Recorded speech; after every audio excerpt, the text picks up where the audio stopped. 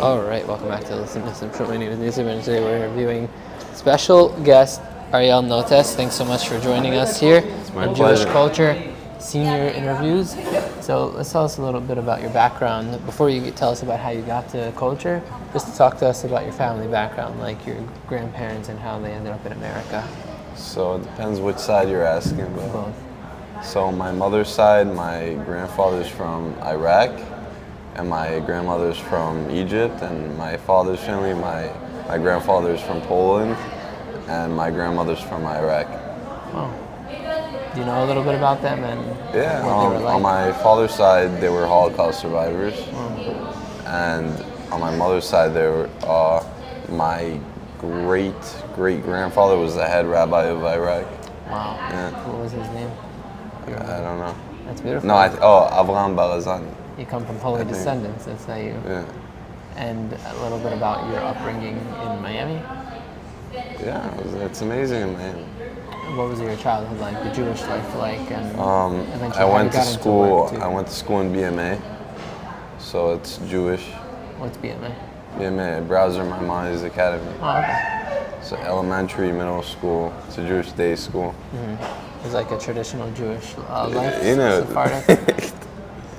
And tell us a little also about your first introduction into entrepreneurship and work, and where you got that exposure, what ideas you had to start, why you started what you started. Well, I always had a passion for music. At first, it was how are we going to get money to come in, and then I put it all together, bought the equipment, and got to work.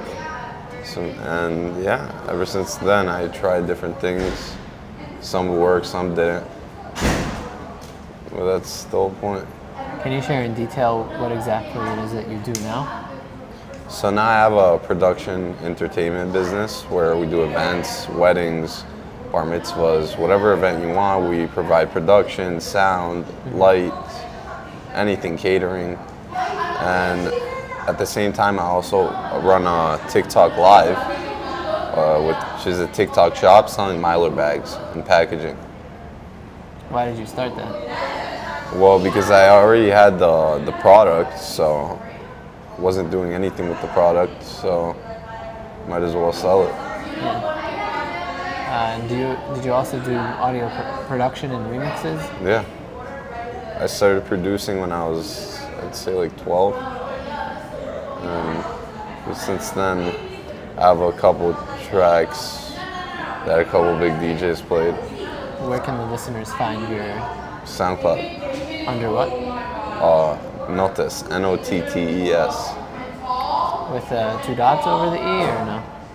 No, it doesn't matter. Just NOTTES, you'll see it. Was that last name shortened from something longer?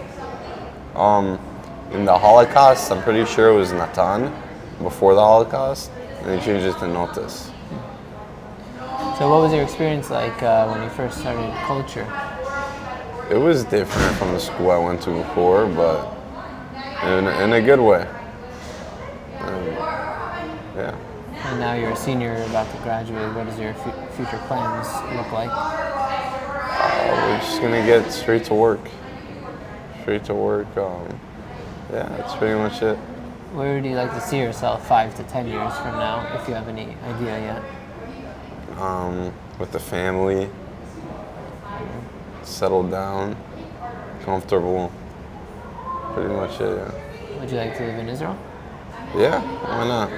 What are the top challenges? Like I noticed at the volleyball game, the door behind you, the alarm went off, but it wasn't your fault. It was just because someone walked in, and then Mr. Hana said, "NÖTTÉS, time and place," but you didn't say anything to indicate that you were faultless. Remember that? What was going through your mind at that time? I honestly didn't really care. If she wants to think of me like that, she can think of me like that. But how come you didn't want to clarify that it wasn't you? Because she was in the middle of speaking. I'm not going to tell her in front of her while she's speaking, oh, it wasn't me. So tell us Just let it go. A little bit about where you learned your midot from. I learned from both my father and mother. Both teach me a tremendous amount of midot and a bunch of life lessons that really stick with me throughout my life. Beautiful. What's it like being an older brother? Honestly, with my little brother, not that great, but yeah, it's good. I think he looks up to you. Maybe. And any highlights from your culture years? That's The Israel trip. oh, when We was went on that? the Israel trip like 2 years ago, 3 years ago. That was amazing. We did everything in Israel. Wow. Rabbi took us everywhere. It wasn't your first time, right? No. What was so different about that trip for you? It was more of a spiritual trip. Oh, Every time I go to Israel, it's not so spiritual. This time it was like, he took us to places where it got spiritual. like grave sites of tzaddikim? Yeah. He took us to a couple grave sites. Yeah. Nice. When you came back to America, did you feel changed or do any practices different? Yeah.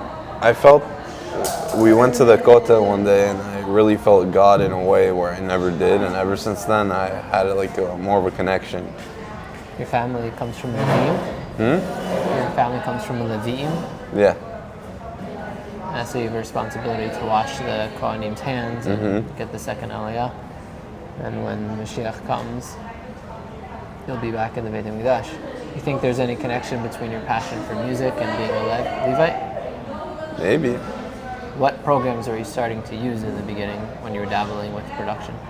So the first program I used was FL Studios.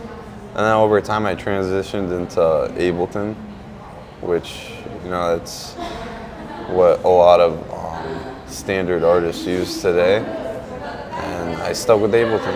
Did you grow up playing any instruments? Not really. Not really. I play a little bit of guitar, but besides that, not even fully. Would you use Ableton to do any live performances? I have a friend that plays like bass on the guitar, so if I need like a clean, natural bass line, I'll have him play. Nice. And I'll record it. Or I also have a voice box where it's like a tube you put in your mouth and you start talking and it makes it like auto-tune. Oh, that's cool. Do you have some kind of small studio set up in your house? Yeah. In your room? Mm-hmm. That's awesome. You're probably going to continue living there, right, while you're working. The goal is by next year. Oh, B'ezrat Hashem. Yeah. Did you consider taking a gap year after high school? No. You knew that you wanted to get straight into work? Mm-hmm. You feel, though, that you might get burnt out or that you missed a part of your youth that you Not feel? really.